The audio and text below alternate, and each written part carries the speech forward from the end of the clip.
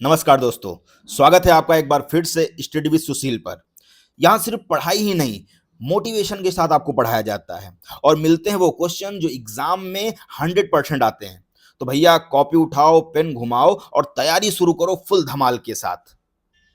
चाहे यूपीएससी हो या यूपीपीसीएस, एसएससी हो या रेलवे, साइंस के वो 70 धमाकेदार क्वेश्चन लेकर आए हैं जो हर एग्जाम में बार बार पूछे जाते हैं। तो चलिए शुरू करते हैं इस सेशन को और बेहतरीन तरीके से कवर करेंगे हम 100 क्वेश्चंस को। तो वो आपके हर एग्जाम में पूछे जाएंगे, तो भाई साहब कवर जरूर कर लीजिएगा। तो चलिए शुरू करते हैं भाई साहब अपना पहला क्वेश्चन। और हाँ, ये वीडियो पूरी देखना, क्योंकि कुछ बच्चे होते हैं ना थोड़ा देख के निकल जाते हैं, तो वीडियो को समझने के लिए पहले आप उसको पूरा देखिए। तो चलिए, हमारा पहला प्रश्न है, कौन सा विटामिन रक्त का थक्का जमाने या ब्लड क्लॉटिंग में सहायक होता है?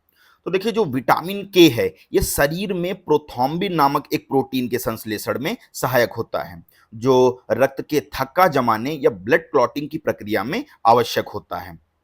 और इसकी कमी से जो है अत्यधिक रक्तस्राव हो सकता है, जिससे जीवन को खतरा भी हो सकता है। और यह विटामिन जो है ये हरी पत्तेदार सब्जियों जैसे पालक, ब्रोकली आदि में पाया जाता है। तो इस प्रश्न का राइट आंसर है ऑप्शन नंबर डी। चलिए बढ़ते हैं अगले प्रश्न की ओर। हमारा अगला प्रश्न है, मनुष्य के शरीर में कौन सा अंग शरीर का रासायनिक कारखाना कहलाता है या केमिकल फैक्ट्री कहलाता है? तो देखिए, जो आपका लीवर है, लीवर को शरीर का रासायनिक कारखाना कहा जाता है, क्योंकि यह शरीर में कई जैव रासायनिक प्रक्रियाओं या बायोकेमिकल एक्टिविटीज को जो है संचालित करता है।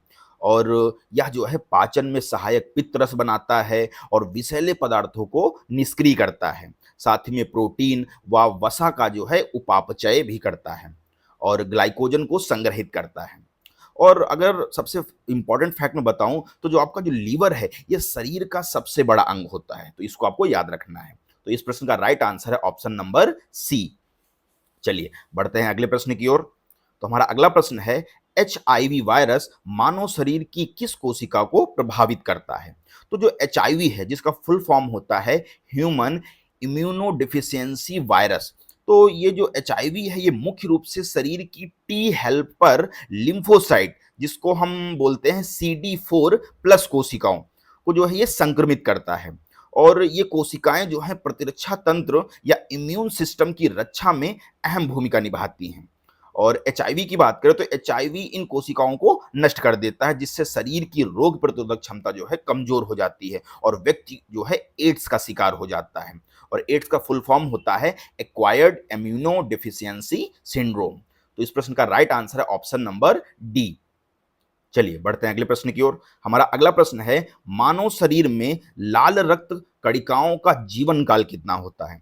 तो देखिए, जो आरबीसी हैं जिनको बोलते हैं रेड ब्लड सेल्स, और ये करती क्या है, ये शरीर में ऑक्सीजन को फेफड़ों से शरीर के अन्य भागों तक पहुंचाने का काम करती हैं। और इनका जो जीवन काल होता है वो औसतन 120 दिन का होता है। इसके बाद अगर हम बात करें, ये प्लीहा को भी जो है सॉरी इसके बाद ये प्लीहा में नष्ट हो जाती है ना, जिसे अक्सर आरबीसीज का कब्रिस्तान कहा जाता है। देखिए, एक यूनिक क्वेश्चन है, अगर आपसे पूछ ले कि आरबीसी का कब्रिस्तान किसे कहा जाता है, तो प्लीहा को, क्योंकि ये जो रेड ब्लड सेल्स है ये प्लीहा में जाके नष्ट हो जाती हैं। और आरबीसी में आप जानते हैं न्यूक्लियस नहीं होता है, जिससे उनका जीवन काल सीमित होता है। तो इस प्रश्न का राइट आंसर है ऑप्शन नंबर सी। चलिए बढ़ते हैं अगले प्रश्न की ओर। हमारा अगला प्रश्न है, मानव शरीर में आयोडीन की कमी से कौन सा रोग होता है? देखिए, जो आयोडीन है ये आयोडीन थायराइड ग्रंथि के जो है सही कार्य के लिए आवश्यक है। और आप जानते हैं कि इसकी कमी से थायराइड ग्रंथि जो है बढ़ जाती है, जिससे घेंघा या गोइटर नामक रोग होता है। और जो आयोडीन की कमी से ही होता है, आप सबको पता भी होगा। और यह रोग जो है विशेष रूप से पहाड़ी और आयोडीन न्यून क्षेत्रों में पाया जाता है, मतलब जहां पर आयोडीन की कमी है और या आपकी बॉडी में अगर आयोडीन की कमी है तो ये घेंघा रोग होने की संभावना हो सकती है। और इसमें होता क्या है, इससे गर्दन पर सूजन हो जाती है और हार्मोनल जो असंतुलन है वो हो सकता है। साथ ही में आयोडीन का जो मुख्य स्रोत है वो आयोडीन युक्त नमक है। तो इस प्रश्न का राइट आंसर है ऑप्शन नंबर सी। चलिए बढ़ते हैं अगले प्रश्न की ओर। तो हमारा अगला प्रश्न है, मनुष्य के रक्त में सबसे अधिक मात्रा में कौन सा प्रोटीन पाया जाता है?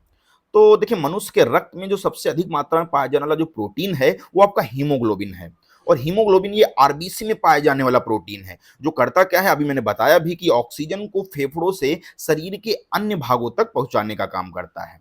और यह शरीर में सबसे अधिक मात्रा में पाया जाने वाला प्रोटीन है। इसके साथ ही एल्ब्यूमिन और ग्लोबुलिन, प्लाज्मा ये प्रोटीन है, लेकिन इनकी जो मात्रा है ये हीमोग्लोबिन से कम होती है।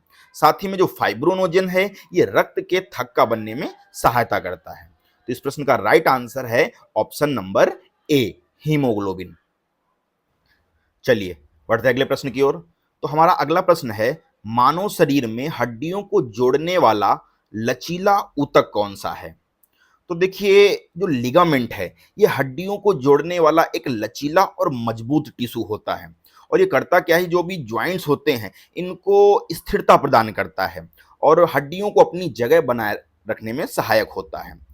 जबकि टेंडन की बात करें तो टेंडन जो है ये मांसपेशियों को हड्डियों से जोड़ता है।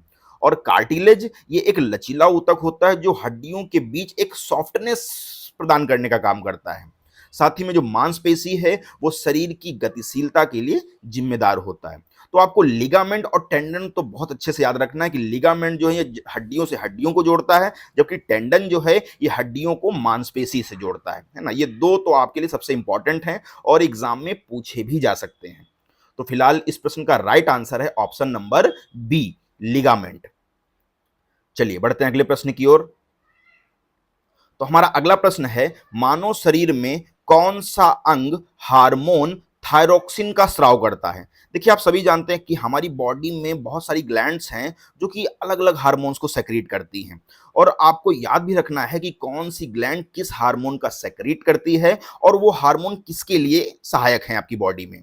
तो हालांकि आपसे पूछा गया है कि मानव शरीर में कौन सा अंग हार्मोन थायरोक्सिन का स्राव करता है, तो वो आप जानते हैं जो हमारी बॉडी में थायराइड ग्लैंड होती है। तो थायराइड ग्लैंड जो होती है वो थायरोक्सिन हार्मोन का स्राव करती है ना। और ये शरीर के मेटाबॉलिज्म को नियंत्रित करता है। साथ ही में जो थायरोक्सिन की मात्रा में असंतुलन से आप जानते हैं हाइपोथायरॉयडिज्म या हाइपोथायरॉयडिज्म जैसी स्थितियां उत्पन्न हो सकती हैं। और जो एड्रिनल ग्लैंड है ये अलग हार्मोन जैसे एड्रेनालाइन स्रावित करता है। तो इस प्रश्न का राइट आंसर है ऑप्शन नंबर सी। चलिए बढ़ते हैं अगले प्रश्न की ओर। तो हमारा अगला प्रश्न है, मानव रक्त समूह ए बी में कौन से एंटीजन पाए जाते हैं? देखिए, अगर आपने ब्लड ग्रुप पढ़ा है तो आप जानते हैं कि हमारी बॉडी में या ह्यूमन बॉडी में 4 ब्लड ग्रुप होते हैं, ए बी, ए बी और ओ। तो मानव रक्त समूह ए बी में जो है दोनों प्रकार के एंटीजन, एंटीजन ए और एंटीजन बी पाए जाते हैं। इसलिए इसे हम लोग यूनिवर्सल रिसीवर बोलते हैं। मतलब इसको आप किसी का भी ब्लड दे सकते हैं, मतलब ये किसी का भी ब्लड ले सकता है इजिली। और क्योंकि ये सभी प्रकार के रक्त समूह से रक्त ग्रहण कर सकते हैं, है ना, ये आपको पता होना चाहिए। और रक्त समूह ए में केवल ए एंटीजन होता है, जबकि रक्त समूह बी में केवल बी एंटीजन। और रक्त समूह ओ की बात करें तो इसमें कोई एंटीजन नहीं होता है। साथ ही रक्त समूह और एंटीजन जो है ये रक्त संगतता के लिए महत्वपूर्ण है। तो इस प्रश्न का राइट आंसर है ऑप्शन नंबर सी। चलिए बढ़ते हैं अगले प्रश्न की ओर। तो हमारा अगला प्रश्न है, निम्नलिखित में से कौन सा जीवाणु नाइट्रोजन फिक्सेशन या नाइट्रोजन स्थिरीकरण में सहायक होता है? तो देखिए, जो आपका राइजोबियम होता है ये एक जीवाणु है जो मटर, मूंग और अन्य फलियों की जड़ों के गुच्छों में पाया जाता है। और ये करता क्या है, यह वायुमंडलीय नाइट्रोजन को पौधे के उपयोग हेतु अमोनिया में बदल देता है और इसी प्रोसेस को बोलते हैं नाइट्रोजन स्थिरीकरण।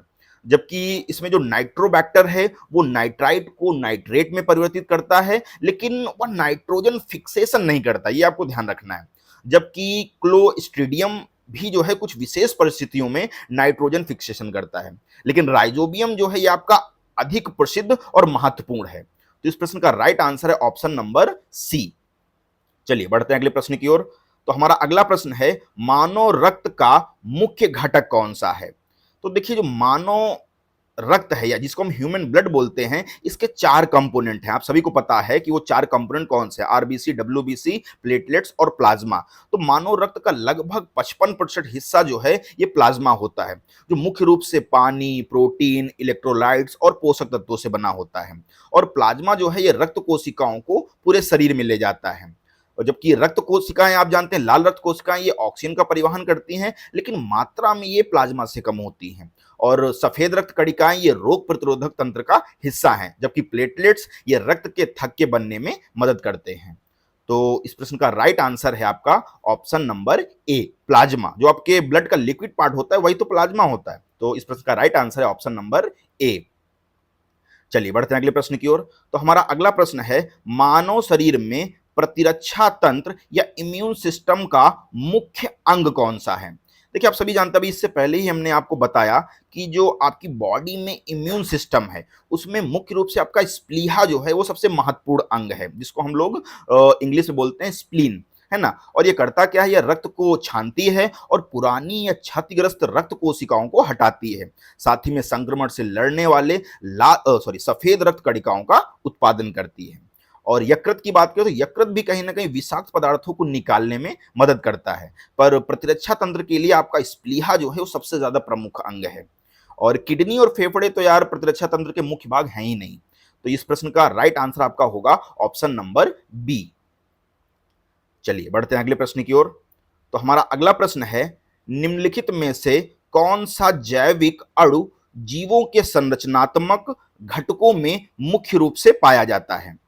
तो देखिए अगर आपसे पूछ ले कि निम्नलिखित में से कौन सा जैविक अणु जो है वो जीवों के संरचनात्मक घटकों में मुख्य रूप से पाया जाता है, तो देखिए बहुत ही सिंपल सा क्वेश्चन है और मैं यही ट्राई कर रहा हूं कि आपको अच्छे क्वेश्चन दूं, है ना। इजी क्वेश्चन तो सभी को पता है, लेकिन अगर आपको थोड़े से हट के क्वेश्चन आ रहे हैं तो आप लोगों से काफी ज्यादा आगे रहोगे। तो मेरा यही प्रयास है कि मैं आपको एक से एक अच्छे लेवल के क्वेश्चन दूं, ताकि आपकी तैयारी में थोड़ा सा जो है लगे कि हाँ आप कुछ आपने पढ़ा है। तो फिलहाल हमारा क्वेश्चन है, निम्नलिखित में से कौन सा जैविक अणु जीवों के संरचनात्मक घटकों में मुख्य रूप से पाया जाता है? तो वो आपका है प्रोटीन। तो प्रोटीन जो है ये जीवों के कोशिकाओं के संरचनात्मक और कार्यात्मक घटकों के लिए सबसे अत्यंत महत्वपूर्ण होते हैं। और प्रोटीन एंजाइम, हार्मोन और कोशिका संरचना जैसे राइबोसोम और कोशिका झिल्ली ये आदि का हिस्सा होते हैं। और लिपिड की बात करें तो लिपिड मुख्यतः जो है ऊर्जा भंडारण और कोशिका निर्माण में झिल्ली निर्माण में, मेम्ब्रेन फॉर्मेशन में सहायक होते हैं। जबकि कार्बोहाइड्रेट जो है ये ऊर्जा का स्रोत होते हैं। और न्यूक्लिक एसिड जो है जिनमें डीएनए और आरएनए होता है ये आनुवांशिक जानकारी को संभालते हैं। तो इस प्रश्न का राइट आंसर है आपका ऑप्शन नंबर सी, प्रोटीन। चलिए बढ़ते हैं अगले प्रश्न की ओर। तो हमारा अगला प्रश्न है, मानव शरीर में कौन सा अंग जो है वो यूरिया का निर्माण करता है? तो बहुत ही आसान क्वेश्चन और बहुत ही इंपॉर्टेंट क्वेश्चन है ये मेरी नजर में, कि जो मानव शरीर में कौन सा ऐसा अंग है जो यूरिया का निर्माण करता है। तो आप सभी को पता है जो यकृत है, जिसको हम लीवर बोलते हैं, ये शरीर में प्रोटीन उपापचय के दौरान उत्पन्न होने वाले अमोनिया को यूरिया में परिवर्तित करता है, जो कि विषाक्तता को कम करता है। साथ ही में इसके बाद यूरिया रक्त के माध्यम से जो है गुर्दों में, किडनी में जाती है और जहां से यह मूत्र के रूप में बाहर निकलता है। जबकि फेफड़े और आंतें जो हैं इस प्रक्रिया में शामिल ही नहीं होती। तो इस प्रश्न का राइट आंसर है ऑप्शन नंबर बी। अगला प्रश्न है, तो हमारा अगला प्रश्न है, मनुष्य में रक्त समूह की खोज किसने की थी? देखिए जो ब्लड ग्रुप की खोज है, और ये भी कई एग्जामों में पूछा गया है कि ब्लड ग्रुप की खोज की किसने थी, तो जो आपके कॉल लैंडस्टीनर थे, इन्होंने 1901 में मनुष्य में ए बी ओ रक्त समूह प्रणाली की खोज की। और इसी खोज के लिए उन्हें जो है 1930 में नोबेल पुरस्कार भी मिला। साथ ही में रक्त समूह की जो जानकारी है वो रक्तदान, अंग प्रत्यारोपण और चिकित्सा में अत्यंत आवश्यक होती है। जबकि अलेक्जेंडर फ्लेमिंग ने जो है इन्होंने पेनिसिलिन की खोज की थी। और रोनाल्ड रॉस ने जो है मलेरिया पर शोध किया था। और विलियम हार्वे की बात करें तो विलियम हार्वे ने जो है रक्त परिसंचरण की खोज की थी। तो इस प्रश्न का राइट आंसर है ऑप्शन नंबर बी। चलिए बढ़ते हैं अगले प्रश्न की ओर। तो हमारा अगला प्रश्न है, मानव शरीर में कोशिका विभाजन की दो मुख्य प्रक्रियाएं कौन सी हैं? तो देखिए माइटोसिस जो है ये कोशिका विभाजन की वह प्रक्रिया है जिससे सामान्य शरीर की कोशिकाएं विभाजित होती हैं और दो समान कोशिकाएं बनती हैं। जबकि मियोसिस की बात करें तो मियोसिस वह प्रक्रिया है जिसमें प्रजनन कोशिकाएं या गैमेट्स बनती हैं और इसमें कोशिकाओं की संख्या आधी हो जाती है। और ये दोनों ही प्रक्रियाएं हैं जो हैं ये जीव के विकास और प्रजनन के लिए आवश्यक हैं। तो इस प्रकार जो वो दो प्रक्रियाएं वो है आपका माइटोसिस और मियोसिस। तो इस प्रश्न का राइट आंसर है ऑप्शन नंबर ए। तो हमारा अगला प्रश्न है, मनुष्य में कौन सी ग्रंथि मास्टर ग्रंथि या मास्टर ग्लैंड कहलाती है। तो जो आपकी पिट्यूटरी ग्रंथि है, तो पिट्यूटरी ग्रंथि को जो है मास्टर ग्रंथि कहा जाता है, क्योंकि यह शरीर की जो है अन्य अंतःस्रावी ग्रंथियों को नियंत्रित करती है और यह मस्तिष्क के आधार पर स्थित होती है और कई हार्मोन जैसे ग्रोथ हार्मोन, टीएसएच, एसीटीएच ये स्रावित करती है। और ये हार्मोन जो है शरीर के विकास, उपापचय और अन्य ग्रंथियों की क्रियाओं को नियंत्रित करते हैं। तो इस प्रश्न का राइट आंसर है ऑप्शन नंबर सी। चलिए बढ़ते हैं अगले प्रश्न की ओर। तो हमारा अगला प्रश्न है, एंटीबायोटिक्स किसके विरुद्ध कार्य करती है? देखिए जो एंटीबायोटिक्स हैं, आप सभी ने नाम भी सुना होगा एंटीबायोटिक्स। तो ये एंटीबायोटिक्स एक ऐसे रासायनिक यौगिक होते हैं जो बैक्टीरिया को मारते हैं या उनकी वृद्धि को रोकते हैं और ये वायरस पर कार्य नहीं करते हैं। अगर हम एग्जाम्पल की बात करें तो यदि किसी को वायरल फ्लू हो तो एंटीबायोटिक देना प्रभावी नहीं होता है। इसके लिए पेनिसिलिन, एमोक्सिलिन आदि प्रमुख एंटीबायोटिक्स हैं। तो इस प्रश्न का राइट आंसर है ऑप्शन नंबर बी। चलिए बढ़ते हैं अगले प्रश्न की ओर। तो मनुष्य के शरीर में रक्त का क्या औसत आयतन होता है?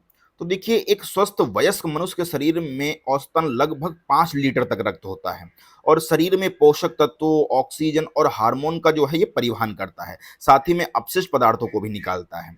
और रक्त का जो यह आयतन है ये शरीर के सामान्य कार्यों के लिए आवश्यक होता है। तो फिलहाल इस प्रश्न का राइट आंसर है ऑप्शन नंबर सी, लगभग 5 लीटर। चलिए बढ़ते हैं अगले प्रश्न की ओर। तो हमारा अगला प्रश्न है, मानव शरीर में कौन सा तंत्रिका तंत्र का सबसे मुख्य नियंत्रण केंद्र है? तो देखिए जो मस्तिष्क है, ब्रेन, ये तंत्रिका तंत्र का सबसे मुख्य नियंत्रण केंद्र है और यह शरीर के सभी कार्यों जैसे सोच, स्मृति, संवेदनाओं और शारीरिक क्रियाओं को नियंत्रित करता है। और रीढ़ की हड्डी की बात करें तो रीढ़ की हड्डी जो है ये तंत्रिका संकेतों को मस्तिष्क और शरीर के बीच संचरित करती है। लेकिन नियंत्रण की बात करें तो नियंत्रण जो केंद्र है वो मस्तिष्क है। तो इस प्रश्न का राइट आंसर है ऑप्शन नंबर ए, आपका ब्रेन। चलिए बढ़ते हैं अगले प्रश्न की ओर। तो हमारा अगला प्रश्न है, डीएनए में आनुवांशिक सूचना किस अणु द्वारा स्टोर की जाती है? तो देखिए जो डीएनए है, तो डीएनए की संरचना जो है ये न्यूक्लियोसाइड से बनी होती है जो 4 प्रकार के होते हैं आपके, एडेनिन, थाइमिन, साइटोसिन और ग्वानिन। और ये न्यूक्लियोसाइड जो है एक विशिष्ट क्रम में आनुवांशिक सूचना को स्टोर करते हैं। साथ ही में अमीनो एसिड जो है ये प्रोटीन के निर्माण में योगदान करते हैं पर डीएनए में सूचना स्टोर नहीं करते हैं। तो इस प्रश्न का राइट आंसर है आपका ऑप्शन नंबर बी। चलिए बढ़ते हैं अगले प्रश्न की ओर। तो हमारा अगला प्रश्न है, मानव शरीर में ऊर्जा का प्राथमिक स्रोत कौन सा अणु है? तो देखिए जो ग्लूकोज है ये कोशिकाओं के लिए प्राथमिक ऊर्जा स्रोत है और कोशिकाएं जो हैं ये ग्लूकोज को तोड़कर एटीपी, जिसको हम बोलते हैं एडेनोसिन ट्राइफॉस्फेट, बनाती हैं जो ऊर्जा का उपयोग करती हैं। जबकि कार्बोहाइड्रेट की बात करें तो ये ग्लूकोज का स्रोत होते हैं और सीधे तौर पर ऊर्जा के लिए ग्लूकोज का उपयोग होता है। और प्रोटीन और वसा की भी बात करें तो ये ऊर्जा दे सकते हैं लेकिन प्राथमिक स्रोत नहीं होते हैं। तो इस प्रश्न का राइट आंसर है आपका ऑप्शन नंबर सी, ग्लूकोज। चलिए बढ़ते हैं अगले प्रश्न की ओर। तो हमारा अगला प्रश्न है, मानव शरीर में ऑक्सीजन का सबसे अधिक उपयोग किस अंग द्वारा किया जाता है? तो देखिए ये सिंपल सा, जब भी आप कोई काम करते हैं तो आपकी बॉडी को ऑक्सीजन की ज़रूरत पड़ती है। तो जो हमारी मांसपेशियां हैं, तो ये जो मांसपेशियां हैं जब हम काम करते हैं तो इनको सबसे अधिक ऊर्जा की आवश्यकता होती है और इसलिए वे अधिक ऑक्सीजन का उपयोग करती हैं। जबकि मस्तिष्क और हृदय की बात करें तो ये भी काफ़ी ऑक्सीजन का उपयोग करते हैं लेकिन मांसपेशियों का उपयोग जो है ये शारीरिक गतिविधियों के दौरान सबसे ज़्यादा होता है। अगर आप कोई भी काम करते हैं, दौड़ते हैं, भागते हैं, तो आपकी बॉडी को ऑक्सीजन की सबसे ज़्यादा ज़रूरत होती है ना? और अगर हम यकृत की बात करें तो यकृत भी महत्वपूर्ण है वैसे, लेकिन ऑक्सीजन की खपत कम होती है इसमें। तो फिलहाल इस प्रश्न का राइट आंसर आपका होगा ऑप्शन नंबर सी। चलिए बढ़ते हैं अगले प्रश्न की ओर। तो हमारा अगला प्रश्न है, मनुष्य में लिंग का निर्धारण किस क्रोमोसोम के द्वारा होता है? तो देखिए आप सभी जानते हैं कि मनुष्य में लिंग का जो निर्धारण है वो एक्स और वाई क्रोमोसोम द्वारा होता है। अगर हम बात करें लड़कियों में तो लड़कियों में एक्स एक्स क्रोमोसोम होते हैं जबकि पुरुषों में या लड़कों में एक्स वाई होते हैं। और यदि शुक्राणु एक्स क्रोमोसोम लाता है तो संतान जाहिर सी बात है आपकी लड़की होगी, एक्स एक्स इसके अंदर क्रोमोसोम होगा। और यदि शुक्राणु जो है वाई क्रोमोसोम लाता है तो संतान आपकी जो है वो लड़का होगा, मतलब एक्स वाई क्रोमोसोम उसके पास होगा।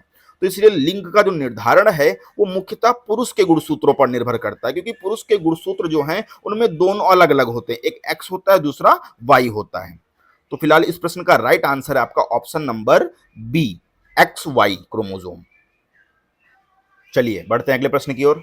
तो हमारा अगला प्रश्न है, मनुष्य के शरीर में सामान्यतः हृदय प्रति मिनट कितनी बार धड़कता है? देखिए इससे पहले कांस्टेबल में क्वेश्चन आया हुआ है और बहुत ही आसान है, तो ये आपको तो पता ही होना चाहिए कि एक स्वस्थ वयस्क व्यक्ति के हृदय की जो सामान्यतः धड़कन होती है, धड़कन की जो रेट होती है वो 70 से 80 बार प्रति मिनट होती है, और इसे हृदय गति या हार्ट रेट कहा जाता है।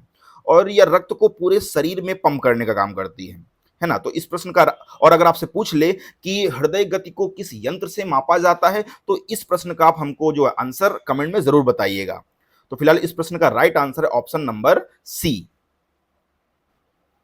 तो हमारा अगला प्रश्न है, मनुष्य की पाचन क्रिया में एंजाइम पेप्सिन किस कार्य में सहायक होता है? तो देखिए जो पेप्सिन है ये एक पाचन एंजाइम है जो हमारे अमाशय में पाया जाता है, मतलब पेट में पाया जाता है, और ये गैस्ट्रिक जूस में सक्रिय रूप में होता है। और करता क्या है, ये प्रोटीन को छोटे छोटे जो है पेप्टाइड्स में तोड़ने का काम करता है, और यह अम्लीय माध्यम में ये कार्य होता है, क्योंकि आप जानते हैं कि हमारे पेट में जो है हाइड्रोक्लोरिक एसिड होता है। तो ये जो पेप्सिन है ये अम्लीय माध्यम में काम करता है और प्रोटीन को किसमें, एमिनो एसिड में बदल देता है। तो ये भी आपको याद रखना पड़ेगा। साथ में अगर आपसे पूछ ले पेप्सिन के अलावा ट्रिप्सिन, तो ट्रिप्सिन जो है ये अल्कलाइन मीडियम में काम करता है, और ये भी वही काम करेगा जो आपका पेप्सिन करता है। तो इस प्रश्न का राइट आंसर होगा आपका ऑप्शन नंबर सी, ये प्रोटीन को जो है उसको डाइजेस्ट करके एमिनो एसिड में कन्वर्ट कर देता है। चलिए बढ़ते हैं अगले प्रश्न की ओर। तो हमारा अगला प्रश्न है, निम्नलिखित में से कौन सा जीव जंतु अंडज या ओविपोरस है? देखिए ओविपोरस का मतलब आप सभी लोग जानते होंगे कि जो सीधा बच्चे ना दे के अंडे देते हैं, है ना। तो अगर ऑप्शन में बात करें, कछुआ है, मनुष्य है, कुत्ता है और गेंडा। तो अंडज जो है ऐसे जीव होते हैं जो अंडों के माध्यम से प्रजनन करते हैं। जैसे कछुए की बात करें तो कछुआ अंडों से नए जीव उत्पन्न करता है, इसलिए इसे अंडज जीव कहा जाता है। जबकि मनुष्य, कुत्ता और गेंडा जो हैं ये विविपोरस होते हैं, मतलब ये अंडे ना देकर सीधा जो है बच्चे देते हैं और जो गर्भ में जन्म लेते हैं। तो इस प्रश्न का राइट आंसर है आपका ऑप्शन नंबर ए। चलिए बढ़ते हैं अगले प्रश्न की ओर। तो हमारा अगला प्रश्न है, मानव शरीर में रक्त के थक्के या ब्लड क्लॉट्स बनने में कौन सी कोशिकाएं मुख्य भूमिका निभाती हैं? तो देखिए जो प्लेटलेट्स होती हैं ये छोटे रक्त कोशिकाएं होती हैं जो चोट लगने पर रक्त के थक्का बनने में सहायता करती हैं, ताकि जो रक्त स्राव है उसको रोका जा सके, और ये थक्के बनाकर जो है शरीर की रक्षा करती हैं। तो फिलहाल इस प्रश्न का राइट आंसर है option number C, platelets. Platelets जो हैं यही आपके रक्त का थक्का बनने में सहायक हैं। तो आपका राइट आंसर है ऑप्शन नंबर सी। चलिए बढ़ते हैं अगले प्रश्न की ओर। तो हमारा अगला प्रश्न है, मानव शरीर में हृदय की मांसपेशी को क्या कहा जाता है? देखिए अगर हम बात करें मानव हृदय में हृदय की मांसपेशी को, तो इसका एक स्पेशल एक मसल होती है जिसको हम बोलते हैं कार्डियक मसल, जिससे आपका हृदय बना होता है। तो मायोकार्डियम जो है ये हृदय की मांसपेशी परत होती है जो रक्त को पंप करने का कार्य करती है, और यह हृदय की संकुचन क्रिया के लिए जिम्मेदार है। तो बेसिकली तो इस प्रश्न का राइट आंसर तो आपका मायोकार्डियम है, लेकिन अगर आपसे पूछ ले, अगर ऑप्शन में मायोकार्डियम ना हो तो आपका जो हृदय है वो कार्डियक मसल का बना होता है।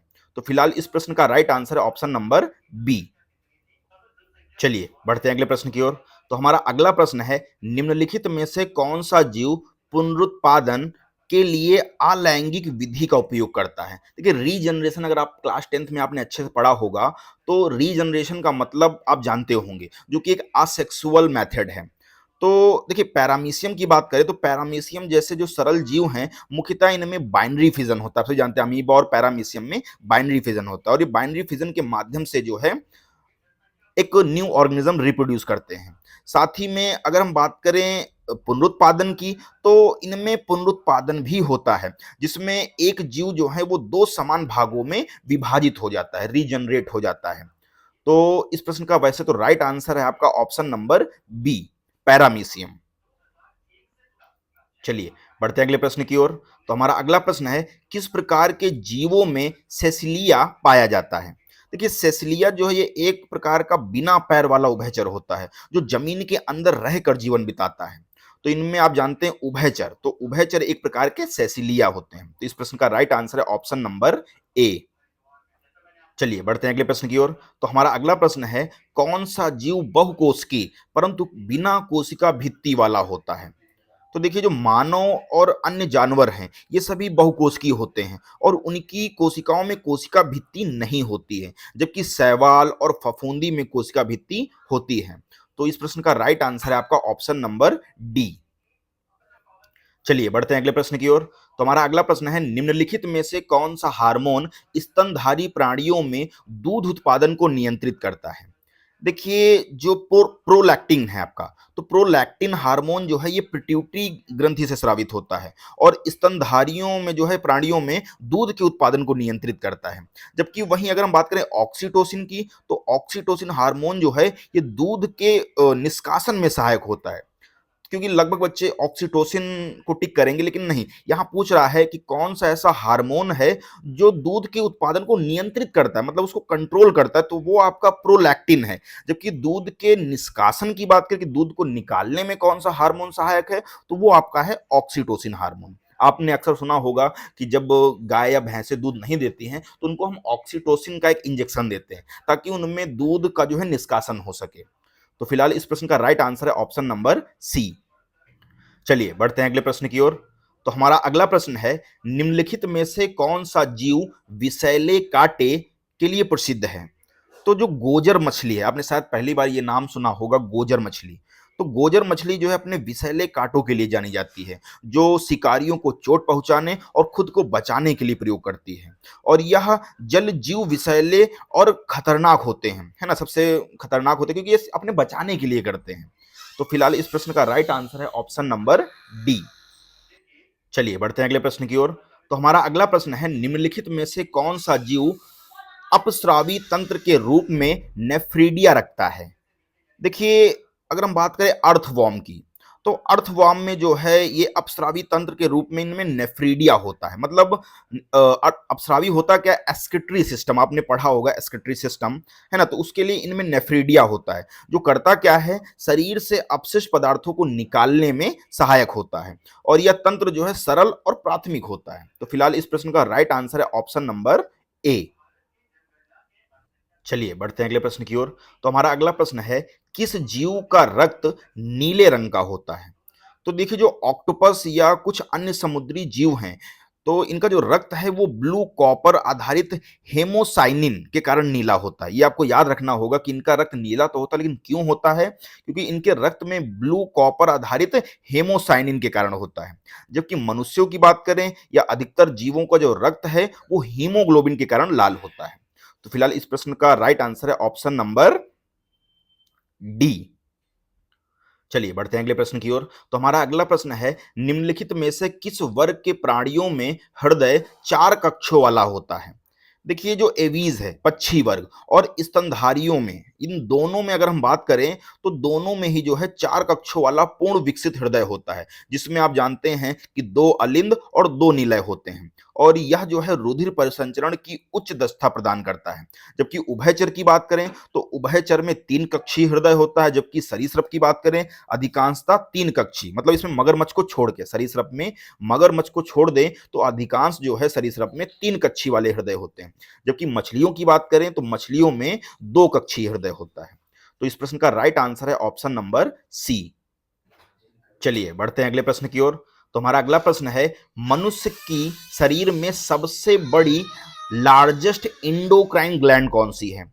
तो देखिए जो थायराइड ग्लैंड है ये मानव शरीर की सबसे बड़ी अंतःस्रावी ग्रंथि है और यह गर्दन में स्थित होती है। और कौन सा हार्मोन सेक्रेट करती है? तो मैंने अभी बताया कि जो थायराइड ग्लैंड है ये थायरॉक्सिन हार्मोन का स्रावण करती है जो शरीर की मेटाबॉलिज्म दर को नियंत्रित करता है और यह आयोडीन पर निर्भर होती है। तो इस प्रश्न का राइट आंसर है ऑप्शन नंबर बी। चलिए बढ़ते हैं अगले प्रश्न की ओर। तो हमारा अगला प्रश्न है, मादा जननांगों में अंडाणु कहाँ बनते हैं? देखिए जो मादा जननांगों में जो अंडाणु हैं वो अंडाशय में बनते हैं, जो यौवन के दौरान परिपक्व होकर निषेचन के लिए तैयार होते हैं। तो फिलहाल इस प्रश्न का राइट आंसर है ऑप्शन नंबर ए। चलिए बढ़ते हैं अगले प्रश्न की ओर। तो हमारा अगला प्रश्न है, मनोवैज्ञानिक और भावनात्मक प्रतिक्रियाओं का नियंत्रण शरीर के किस भाग द्वारा होता है? तो जो हाइपोथैलेमस है वो शरीर के तापमान, भूख, प्यास, नींद और भावनाओं को नियंत्रित करता है। तो हमारे अंदर जो भी मनोवैज्ञानिक या भावनात्मक प्रतिक्रियाएं होती हैं तो इसको हाइपोथैलेमस जो है नियंत्रित करता है। तो इस प्रश्न का राइट आंसर है ऑप्शन नंबर बी। चलिए बढ़ते हैं अगले प्रश्न की ओर। तो हमारा अगला प्रश्न है, मनुष्य की रीढ़ की हड्डी में कितनी कशेरुकाएं होती हैं? तो मनुष्य की रीढ़ की हड्डी में जो है ये टोटल 26 कशेरुकाएं होती हैं, वर्टिब्रेट जिनको हम बोलते हैं। तो इस प्रश्न का राइट आंसर है आपका ऑप्शन नंबर बी। और ये करती क्या है, ये हड्डियां जो हैं शरीर को समर्थन और लचीलापन देती हैं, ये भी आपको याद रखना है। तो फिलहाल इस प्रश्न का राइट आंसर है ऑप्शन नंबर बी।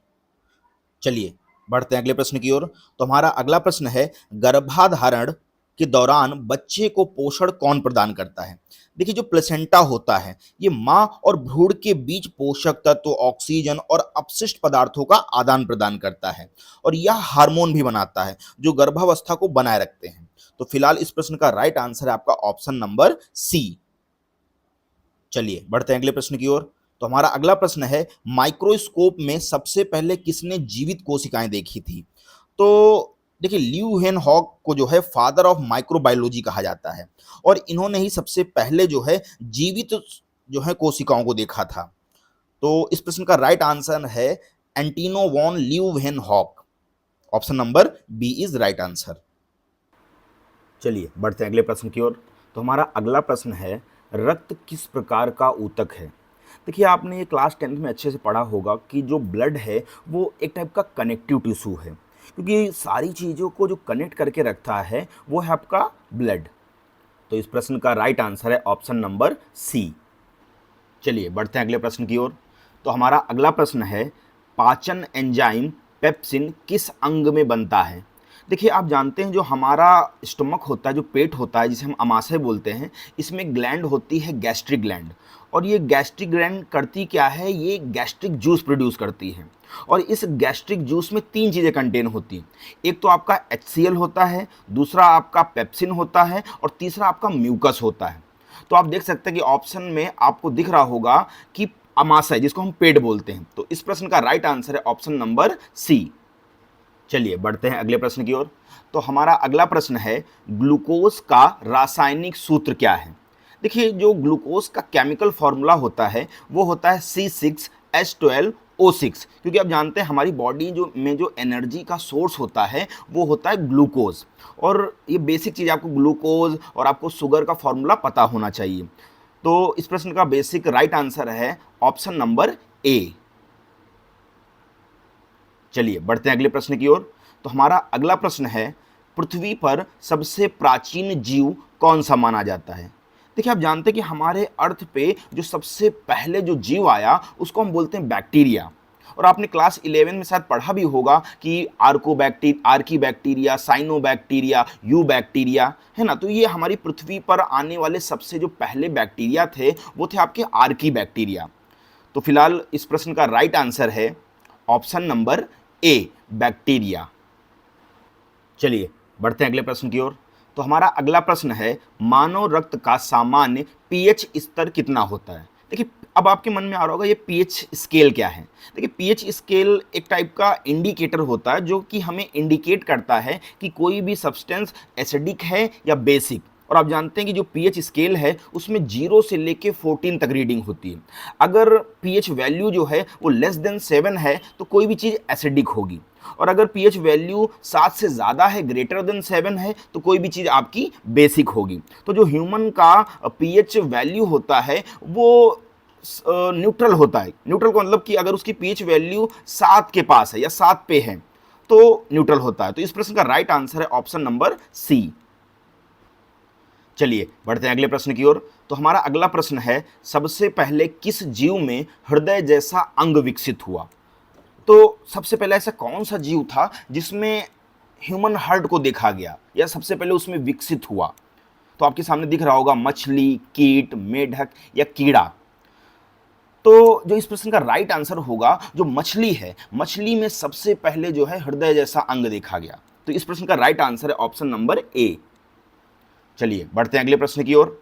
तो हमारा अगला प्रश्न है, बेरी बेरी रोग किस विटामिन की कमी से होता है? आपने विटामिन्स को बहुत अच्छे से कवर किया होगा और हर बार विटामिन से क्वेश्चन आते ही हैं, तो आपको सारे विटामिन अच्छे से पढ़ने हैं। और आप जानते हैं विटामिन होते हैं दो टाइप के, एक तो होता है फैट सोल्यूबल विटामिन, एक होता है वाटर सोल्यूबल विटामिन, है ना। तो आपसे पूछ रहा है कि बेरी बेरी रोग जो है वो किस विटामिन की कमी से होता है। तो अगर आपको इसका आंसर पता है तो मैं चाहता हूं इसका आंसर आप लोग जरूर कमेंट में दें। तो फिलहाल इस प्रश्न का राइट आंसर है ऑप्शन नंबर ए। चलिए बढ़ते हैं अगले प्रश्न की ओर। हमारा अगला प्रश्न है, डिंब ग्रंथि, जिसको हम लोग ओवरी बोलते हैं या अंडाशय भी बोलते हैं, में कौन सा हार्मोन बनता है? देखिए अंडाशय का मेन काम होता है सबसे पहले तो एग का फॉर्मेशन करना, है ना। उसके साथ ये कुछ सेक्सुअल हार्मोन भी रिप्रोड्यूस करता है और उस हार्मोन का नाम है एस्ट्रोजन और प्रोजेस्टेरॉन।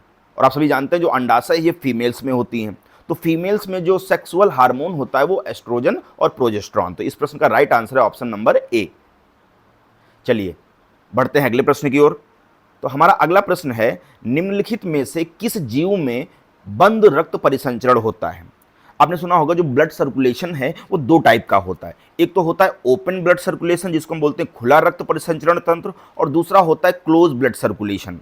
अब ओपन का मतलब होता है जिसमें कोई ब्लड वेसल्स ना हो, है ना, ब्लड बिना ब्लड वेसल के ही बह रहा हो, तो उसको बोलते हैं ओपन। और क्लोज का मतलब होता है जिसमें ब्लड जो है ब्लड वेसल के अंदर बहे। तो इस प्रश्न का राइट आंसर है ऑप्शन नंबर बी। चलिए बढ़ते हैं अगले प्रश्न की ओर। तो हमारा अगला प्रश्न है, प्राकृतिक चयन की सिद्धांत किसने प्रतिपादित किया? भाई जो प्राकृतिक चयन का जो सिद्धांत है वो किस भाई साहब ने दिया? तो आपके सामने दिख रहा होगा, Gregor Mendel, Charles Darwin, Louis Pasteur और थॉमस हंट मॉर्गन। काफ़ी ज़्यादा अच्छे नाम हैं, अंग्रेज़ हैं भाई साहब ना, तो इनके नाम थोड़ा सा ऐसे ही होते हैं, थोड़ा मॉडर्न टाइप के। Gregor Mendel, Charles Darwin, Louis Pasteur, Thomas Hunt Morgan. तो जो प्राकृतिक चयन का सिद्धांत है वो सबसे पहले दिया था आपके बहुत ही चहीते, तो नहीं बोलेंगे इनको हम, लेकिन जैसे भी हैं सही हैं, इनके बारे में हम पढ़ते भी हैं, तो वो थे आपके चार्ल्स डार्विन। जी बिल्कुल, चार्ल्स डार्विन। चलिए बढ़ते हैं अगले प्रश्न की ओर। तो हमारा अगला प्रश्न है, मानव शरीर में सबसे अधिक संख्या में कौन सी कोशिकाएं पाई जाती हैं? आप जानते हैं कि हमारे ब्लड का जो कलर होता है वो लाल होता है, बिकॉज ऑफ, क्योंकि हमारे ब्लड में होता है हीमोग्लोबिन। अब हीमोग्लोबिन होता कहाँ है? तो वो होता है आपके आरबीसी में। आरबीसी कंटेन करता है हीमोग्लोबिन, और सबसे ज़्यादा संख्या में जो पाई जाती हैं वो आपकी आरबीसी होती हैं, जिनको हम बोलते हैं रेड ब्लड सेल्स। तो जाहिर सी बात है कि मानव शरीर में सबसे अधिक संख्या में कौन सी कोशिकाएं पाई जाएंगी? तो वो है आपकी आरबीसी। चलिए बढ़ते हैं अगले प्रश्न की ओर। तो हमारा अगला प्रश्न है, फैगोसाइटोसिस क्या है? What is phagocytosis? या शायद आपने पहली बार नाम सुना होगा, या अगर आपको पता है तो बहुत ही बढ़िया, मतलब इस आपकी तैयारी बहुत ही अच्छी चल रही है। तो फैगोसाइटोसिस बेसिकली होता है जो कोशिकाओं द्वारा ठोस पदार्थों को ग्रहण करना। ये एक ऐसी प्रोसेस होती है जिसमें सेल्स जो हैं वो सॉलिड सब्सटेंस को कलेक्ट कर लेते हैं, ग्रहण कर लेते हैं, है ना। तो फिलहाल इस प्रश्न का राइट आंसर है ऑप्शन नंबर बी। तो भाई साहब क्लास बहुत ही लंबी हो चुकी है, तो मैं अब और ज़्यादा इसको नहीं खींचूंगा। आज जो है यहीं तक क्वेश्चंस रखते हैं। आई होप कि आपको ये वीडियो बहुत पसंद आई होगी और आपको कुछ ना कुछ यूनिक क्वेश्चन देखने को ज़रूर मिले होंगे। और भाई साहब सिलेक्शन तभी होगा जब आप कुछ हट के पढ़ेंगे।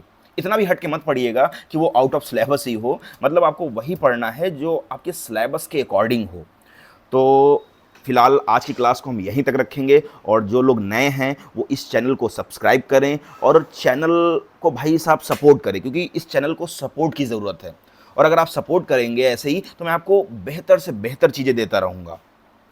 तो भाई साहब जितने भी नए हमारे व्यूवर्स हैं इस वीडियो को ज़रूर लाइक करें, सब्सक्राइब करें और बेल आइकन को ज़रूर प्रेस करें, क्योंकि जो भी वीडियोस आएगी आपको डायरेक्टली नोटिफिकेशन मिल जाएगा।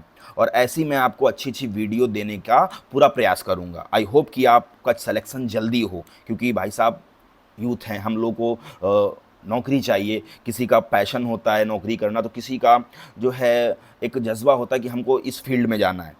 तो ज़रूर आपका सपना पूरा होगा, बस एक होता है कि कंटिन्यू लगे रहना। आप कंटिन्यू लगे रहिए और मेहनत करिए, क्योंकि सिलेक्शन तभी होगा जब आप किसी चीज़ में परफेक्ट हो जाएँगे। और बहुत से ऐसे लोग हैं जो लगातार तैयारी कर रहे हैं, लेकिन फिर भी कहीं न कहीं वो रह जा रहे हैं। तो इसका मतलब ये नहीं कि वो अपना एफ़र्ट नहीं डाल रहे हैं, एफ़र्ट डाल रहे हैं, लेकिन सही गाइडेंस होना बहुत ज़रूरी है। जब तक आपके पास सही गाइडेंस नहीं होगा, सही स्ट्रैटेजी नहीं होगी, सही तरीका नहीं होगा, तो आप कहीं न कहीं सफल होने में थोड़ा-सा पीछे रहोगे।